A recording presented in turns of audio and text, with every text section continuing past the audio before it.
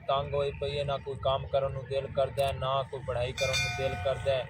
सारे दोस्त ही परेशान हैं। इसदा कोई हाल दस यार। नहीं करता, हर वेले बैठ के वीडियो दिखाने तो टाइम ज़ाया करता रहने।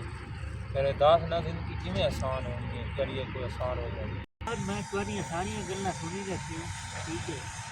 तुसां जेह्ड़ी गल कर रहे सी कि मेहनत नहीं से कर रहे, टाइम ज़ाया हो रही है। बदलना तो इंसान नूं आपे ही पैंदा है। मेहनत कोशिश खुद नूं करनी पैंदी। कोई बंदा बाहरों आ तो नहीं किसी नूं ठीक करता।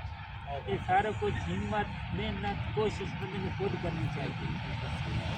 पढ़ना जो जाना पर दिल नहीं लगता पढ़ाई तो इस वजह से बंदा नहीं पढ़ता। दिल खुद तो नहीं लगता, लेकिन बंदे नूं मेहनत ते कोशिश करनी चाहिए है, ठीक है। हर बंदा जो है ना बड़ी मुश्किल तो गुजर के कुछ यूनीक करेंदा है, कोई डिफरेंट करेंदा है, जिसकी वजह तो उसकी मेहनत ते कोशिश की वजह तो उसका दुनिया ते एक नाम रोशन होता है। जिस तरीके तुसा अरस्तु नूं पढ़ लो, अफलातून नूं पढ़ लो, उन्हें के कुछ किया है, के कुछ दिन रात उन्हें हिक करके मेहनत की है।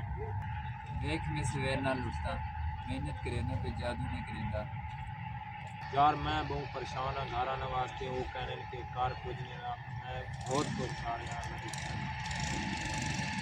ये मेहनत है।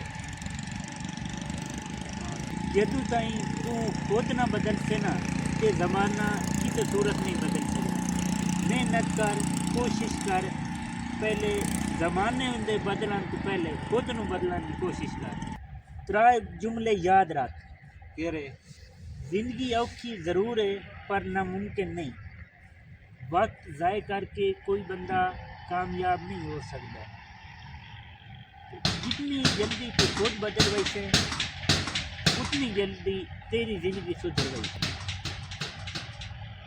आज फिर शुरुआत करिए, कल नाल बहते पढ़ते आए, खाते पीते आए, तो मोबाइल कम इस्तेमाल करना।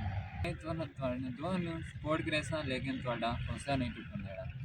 आज तो मैं बदल रहा अपने लिए, अपने घर वाला लिए, ते अपनी ज़िंदगी ले, जिंदगी लिए। क्योंकि ज़िंदगी है तो बंदा है, ज़िंदगी नहीं तो बंदा नहीं। दोस्तों, ज़िंदगी बदलनी है तो नीयत ते मेहनत ज़रूरी है। टाइम जाएगा कि कुछ हासिल नहीं हो सकता। आज फैसला करो, बदल तो तुम ही सकते हो। जी दोस्तों, असां ये तहिया कर लिया है कि अज तू असी बदल रहे हैं, तुसा खुद भी बदल जाओ।